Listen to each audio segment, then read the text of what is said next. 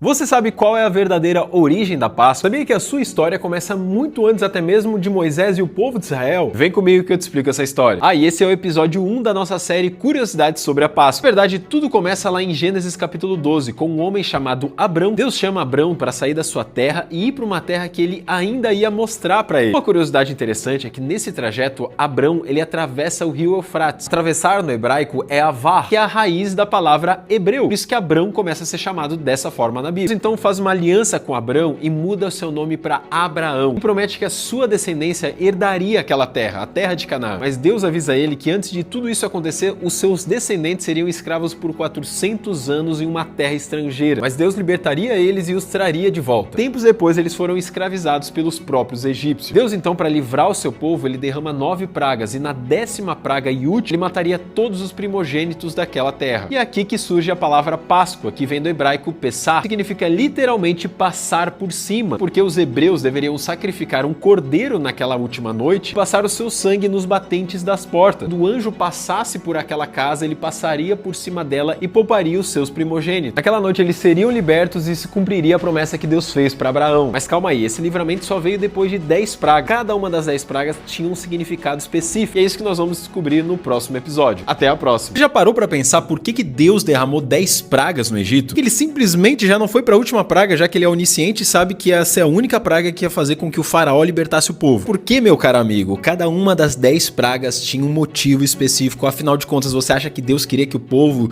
do Egito ficasse coçando a cabeça com os piolhos? Ou não pudesse deixar a panela sem tampa porque tem uma mosca sobrevoando a comida? Vem comigo que eu te explico essa história. E esse é o episódio 2 da nossa série Curiosidades sobre a Páscoa. O início da história você já conhece. O povo de Israel estava no Egito sendo escravizado. A Bíblia fala que houve o clamor do seu povo e levanta um homem chamado Moisés para libertar essa nação. Moisés vai conversar com o faraó e, obviamente, ele não aceita liberar o povo, até porque ele tinha serviço grátis. Por que ele ia liberar o povo? E é aqui que começa as 10 pragas do Egito. E quando você analisa cada uma delas, você percebe uma coisa interessante. Os elementos dessa praga tinham uma característica que apontava para deuses do Egito antigo. Quer ver? Deixa eu te mostrar. Esse daqui é o deus Hapi, o deus egípcio que representa o rio Nilo. Qual que foi a primeira praga? Justamente a água do rio Nilo se transformando em sangue. Essa daqui é a deusa Requete, que é justamente uma deusa que tinha uma cara de rã, de sapo, enfim. Qual que foi a segunda praga? Justamente uma infestação de rã em toda a terra. Esse daqui, o deus Geb, que protegia eles de pragas como piolhos. Qual que é a terceira praga? Por aí vai. As moscas representando esse deus chamado Kepri. O deus Apris, que era esse touro aqui que protegia o rebanho. As úlceras, ao tifão. O deus Shu controlava o tempo, dá-lhe granizo. Serapis protegia a terra do Egito de gafanhotos. O que aconteceu? Esse daqui você já deve ter visto em filmes. É o deus Ra, que é justamente o deus Sol. E o que acontece na nona praga? Escuridão total. Tá, Mateus, e a morte dos primogênitos? O faraó era adorado como uma divindade no Egito antigo. E quando os primogênitos morrem, inclusive o seu primogênito, que herdaria o trono, é um ataque direto a essa divindade. Tá, mas agora por que essa relação? Por que Deus relacionou esses elementos das pragas com esses deuses egípcios? Que era Deus mostrando que justamente aquilo que eles tanto adoravam se tornaram o seu juízo. E olha só o que diz em Êxodo capítulo 7. Os egípcios saberão que eu sou o Senhor quando eu estender a mão sobre o Egito. É Deus mostrando para os egípcios que ele é o único e verdadeiro Deus. Aí lembra que na última praga os hebreus tiveram que colocar sangue de cordeiro no batente das portas? Se eu te falar que tem um motivo específico para ser no batente das portas, mas esse é um assunto pro próximo episódio. Até a próxima. Você sabe por que Deus pede para os hebreus na última praga do Egito colocar sangue do cordeiro especificamente no batente das suas portas? Deus não sabia onde eles moravam? Por que eles precisavam colocar esse sinal nas suas casas? Pois é, meu amigo, nada na Bíblia por acaso, por isso vem comigo que eu te explico essa história. E esse é o episódio 3 da série Curiosidades sobre a Páscoa. Depois das 9 pragas devastadoras que Deus derramou sobre o Egito, ele então anuncia a 10ª praga. Aquela noite o anjo passaria em todas as casas e mataria todos os primogênitos do Egito. Se os hebreus conseguirem sinalizar suas casas para o anjo que ia passar, eles precisavam colocar sangue do cordeiro que foi sacrificado aquela noite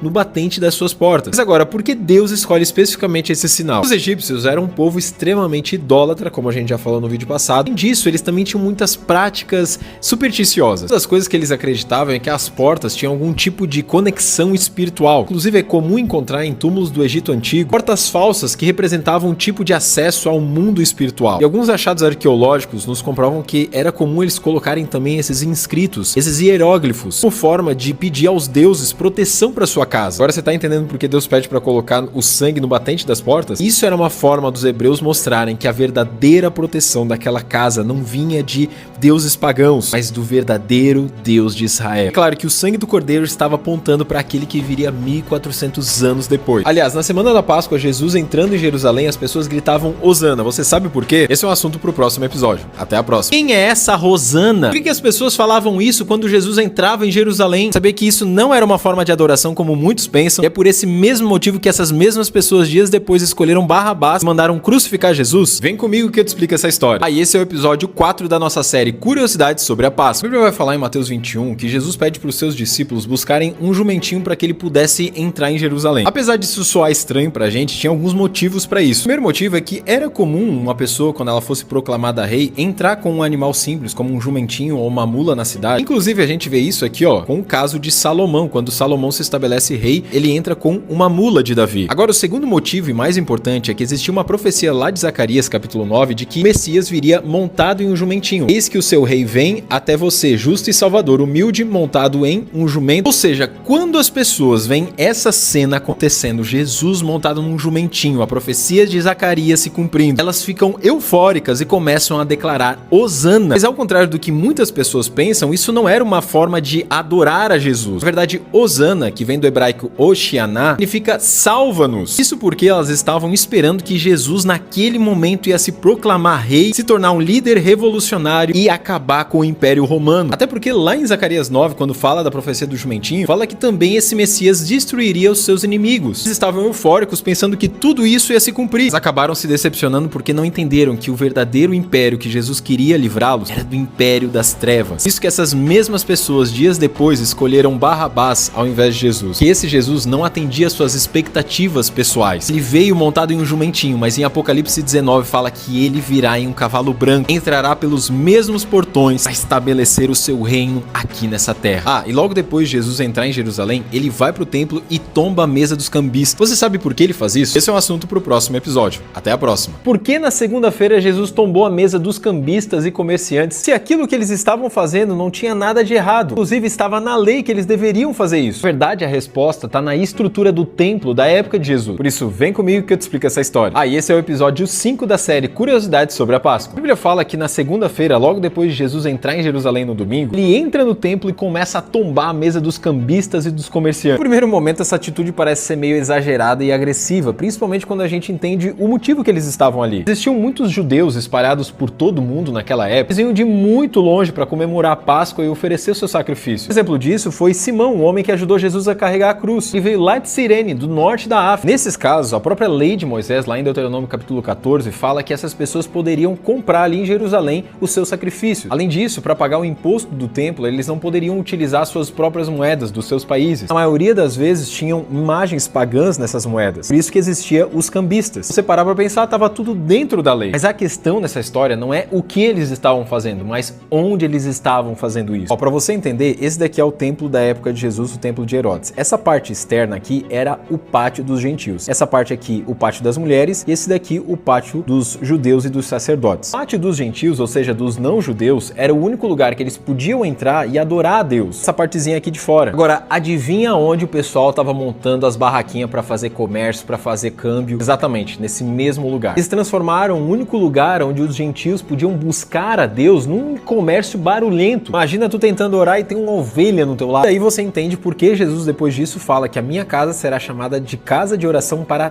todas as nações, que todas as pessoas devem ter acesso à presença de Deus. O problema não era o comércio em si, mas sim a ganância daquelas pessoas. No fundo, eles estavam mais interessados no dinheiro do que na adoração. Qualquer semelhança com a atualidade é mera coincidência. Dias depois, Jesus lava os pés dos seus discípulos. Você sabe por que ele faz isso? O que isso representava naquela época? Esse é um assunto para o próximo episódio. Até a próxima. Você sabe o verdadeiro motivo de Jesus lavar os pés dos discípulos? O que isso representava naquela época? Tenho certeza que depois de entender isso, você nunca mais vai olhar para esse texto da mesma maneira. Vem comigo que eu te explico essa história. E esse é o episódio 6 da nossa série Curiosidades sobre a Páscoa. A Bíblia fala que Jesus estava prestes a celebrar a última ceia com os seus discípulos, e por sinal era um jantar de Pessah, de Páscoa. De repente, Jesus pega uma bacia de água, uma toalha e começa a lavar os pés dos discípulos. Isso pode parecer uma atitude bonitinha, gentil, mas tudo muda quando você entende alguns elementos daquela época. Importante a gente lembrar que as pessoas passavam literalmente o dia todo na rua debaixo de sol num deserto. Tomar banho naquela época era uma coisa muito rara. Você imagina como estava o pé e o odor dessas pessoas, aparecendo aquele pé de criança no final do dia. Em jantares especiais como o da Páscoa, era comum o anfitrião ungir as pessoas com óleo para disfarçar aquele cheiro de sovaco, também lavar o pé das pessoas. Que as pessoas não ficavam sentadas assim, como no quadro da Santa Ceia que a sua avó tem pendurado na parede. Mas elas jantavam assim, ó, quase quase que reclinadas umas nas outras. Então se alguém tivesse com o pé fedendo ia dar problema. Que obviamente que não era o próprio anfitrião que lavava os pés e ungia a pessoa. Quem fazia isso era o escravo da casa. E não só isso, se a pessoa tinha mais escravos, já que esse era um trabalho literalmente sujo, era o escravo de menor importância, o último da posição que fazia isso. E é aqui que vem o ensino de Jesus. No reino de Deus as coisas são invertidas. Aquele que quer ser o primeiro tem que ser o servo. Se você quer ser grande, tem que servir os outros e não esperar ser servido. Mostrando que o evangelho é um chamado à humildade. Cristo olha para cada um de nós e fala: vão e façam o mesmo. Agora, você já parou para pensar no meio de tudo isso, da onde que surgiu os coelhos e ovos de Páscoa? Se eu te falar que isso tudo tem a ver com uma celebração a uma deusa pagã, mas isso é um assunto para um próximo episódio. Até a próxima. Como é que a festa mais importante do judaísmo e do cristianismo se tornou uma festa de ovo e coelho de Páscoa? E se eu te falar que na verdade isso tem a ver com uma festa pagã que transformaram na Páscoa? Vem comigo que eu te explico essa história. E esse é o episódio 7 da série Curiosidades sobre a Páscoa. Na verdade, a nossa história começa em épocas até mesmo antes de Cristo. Nos tempos antigos era comum a cada mudança de estação existir festividades e comemorações. Geralmente essas festividades estavam ligadas a algum tipo de pedido aos deuses que eles acreditavam. E no fim do inverno e começo da primavera existia uma festividade a uma deusa da fertilidade chamada Ostara. Pelo fato dos coelhos terem uma alta capacidade de reprodução, geralmente a sua imagem era associada a essa deusa. Além disso, um outro costume dessas festividades era as pessoas pintarem ovos e darem de presente umas para as outras, como sinal de prosperidade, já que o ovo sinalizava um nascimento, e aquela era a época que as flores, as folhas começavam a nascer. Lembre-se que naquela época a prosperidade estava totalmente ligada à agricultura. Como essas festividades aconteciam principalmente no hemisfério norte, e com a popularização do cristianismo na Europa, essas duas festas acabaram se misturando, já que elas aconteciam na mesma época. É claro que hoje a gente não troca mais ovos com inscrições nórdicas, mas mesmo assim a gente nunca pode deixar que esses elementos ofusquem o verdadeiro sentido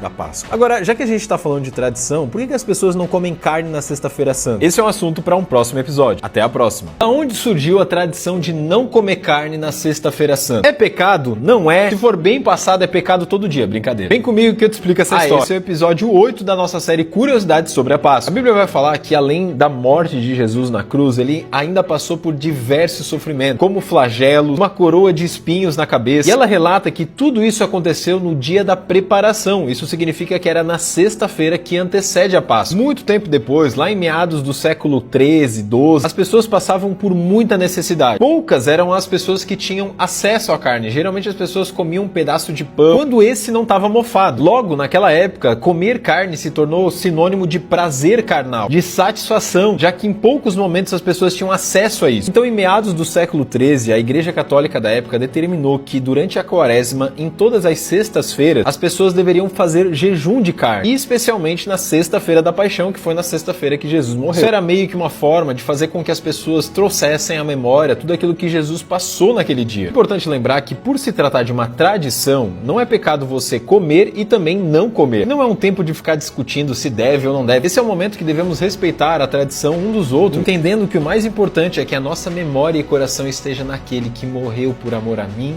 e a você. Mas se for carne bem passada, é pecado. E se eu te falar que depois de praticamente 2000 anos, a ciência finalmente descobriu por que a Bíblia relata que Jesus suou sangue na noite que ele foi traído. E esse detalhe comprovou o relato bíblico do que aconteceu naquela noite. Por isso, vem comigo que eu te explico essa história. E esse é o episódio 9 da série Curiosidades sobre a Páscoa. A Bíblia vai falar que depois da última ceia de Jesus com seus discípulos, ele vai até o Monte das Oliveiras e vai para um lugar chamado Getsemane. Getsemane, que vem do hebraico Gatshemane, significa prensa de azeite. Era nesse lugar que as azeitonas do Monte das Oliveiras eram prensadas para sair o azeite. Você já vai entender por que essa informação é importante. A Bíblia fala que Jesus se afasta dos seus discípulos e começa a orar. Então ele entra em um estado de agonia profunda. E especificamente no Evangelho de Lucas, ele relata que o seu suor se tornou como gotas de sangue. Por muito tempo, as pessoas interpretaram que talvez isso não fosse literal, mas é aí que você se engana, meu caro amigo, porque Lucas, além de evangelista, ele também era médico. E ele citou isso daqui de maneira totalmente intencional. Em meados de 1980, esse cara aqui, chamado Dr. Frederick Zugby, que era médico legista, decidiu fazer uma investigação sobre tudo aquilo que Jesus passou. E nessa investigação, que está nesse livro aqui, ele descobriu algo incrível. Existe uma condição clínica chamada hematidrose, que é extremamente rara. Existem muitos poucos relatos sobre essa condição, o que torna muito mais difícil a pesquisa sobre ela. Mas existia uma coisa em comum em todos os casos: as pessoas estavam passando por um nível de estresse psicológico e emocional muito grande. Isso acontece porque as glândulas de suor da pessoa começam a se misturar com o sangue, fazendo com que a pessoa literalmente suor e sangue, ou seja, confirmando o relato de Lucas de que Jesus estava passando por uma agonia intensa a ponto de suar sangue. Agora lembra que eu falei da prensa de azeite? Jesus também estava nessa condição. Sobre ele não estavam pedras, mas a nossa iniquidade. Ao invés de azeite, dele saiu sangue que me purifica e me lava dos meus pecados. Esse era só o começo de todo o sofrimento que Jesus haveria de passar. E é sobre isso que nós vamos falar no próximo episódio.